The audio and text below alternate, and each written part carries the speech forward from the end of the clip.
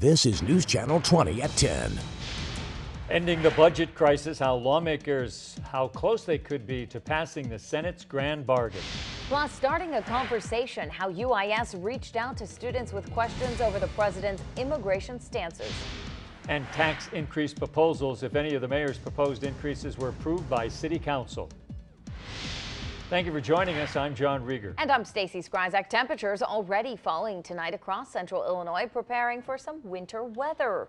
And Chief Meteorologist Cheryl Lemke joins us right off the bat with a first look at your forecast. Cheryl? Well, John, Stacy, it's as if Mother Nature just kind of pulled out the carpeting out from underneath us. Today, we enjoyed a nice taste of springtime. Not the case, though, tonight on into tomorrow, as already it is turning drastically colder. Right now, temperatures anywhere from 10 to 15, close to 25 degrees colder than what it was just 24 hours ago. One of the reasons we've got the winds now shifting around to the northwest, northwesterly winds really kind of howling across the region. They've really been picking up, and those northwesterly winds definitely driving in much colder temperatures. Our latest satellite radar imagery kind of quiet right now, although we do have mostly cloudy skies. But come tomorrow, we're talking about the possibility for some snow showers, especially the snow will start to ramp up later tomorrow afternoon.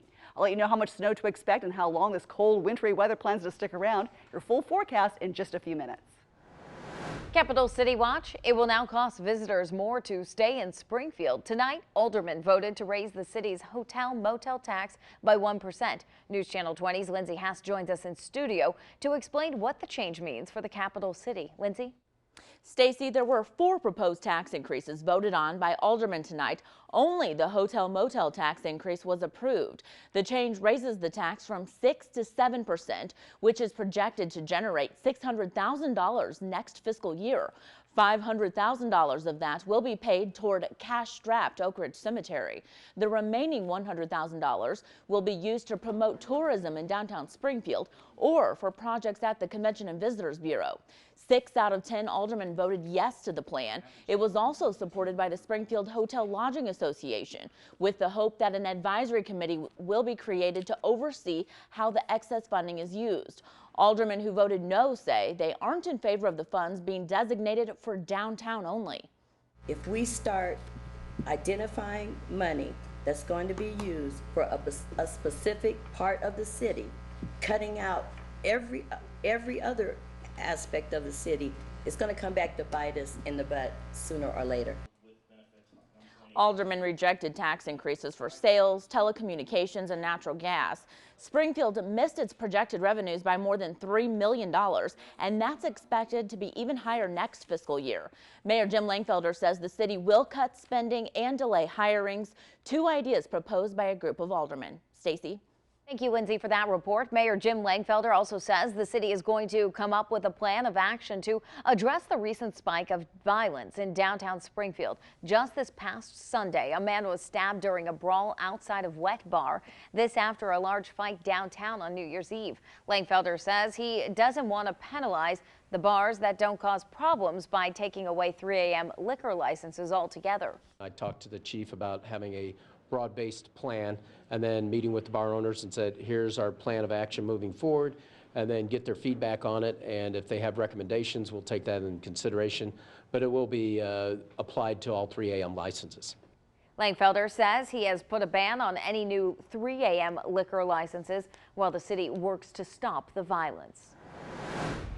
The state of Illinois, leaders in the Senate have been working on a package of bills that includes reforms, a tax increase, and a budget. It's the closest the state has come to a grand bargain in almost 2 years. News Channel 20 State House reporter Jordan Abadea has the latest on how the deal is evolving. Compromise was characterized today by a lot of closed-door meetings on both sides of the aisle, but the deal that the Senate's been working on is still very much alive. The Senate deal is now 12 bills after the minimum wage increase was taken out and will be run separately from the package. The revenue portion is also changing. The business opportunity tax has been eliminated and replaced with a new plan.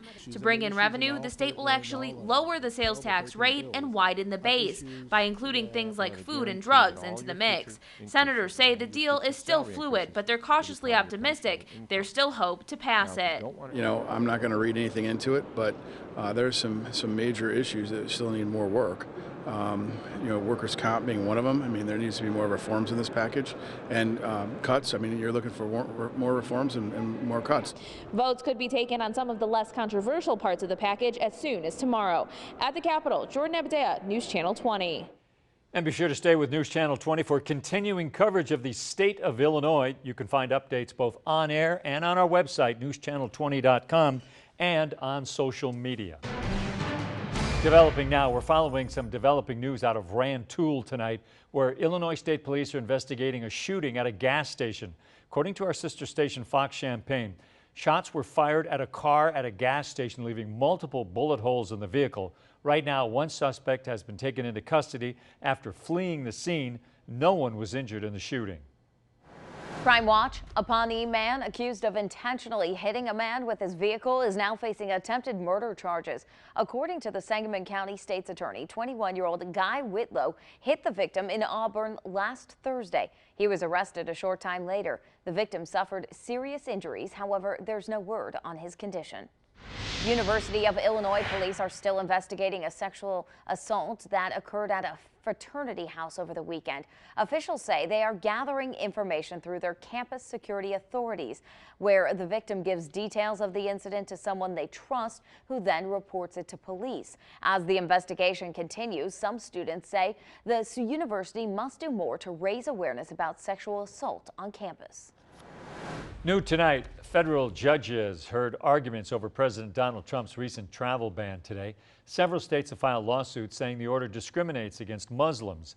A federal judge in Washington state issued a stay on that order, and the Trump administration appealed the ruling to the Ninth Circuit Court of Appeals. Now, the ruling from the appeals court could come as soon as tomorrow. The University of Illinois Springfield held a town hall tonight addressing the temporary ban on some refugees and citizens of foreign countries.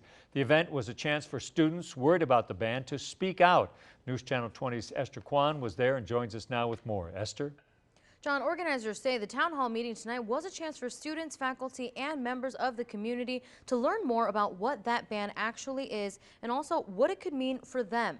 Dozens of people showed up for the meeting at the Public Affairs Center tonight. There were 4 panelists who spoke about the implications of President Donald Trump's ban. People I spoke with say there's been a sense of uneasiness and anxiety, especially at universities like UIS, where there are a lot of foreigners who come to study abroad and to work.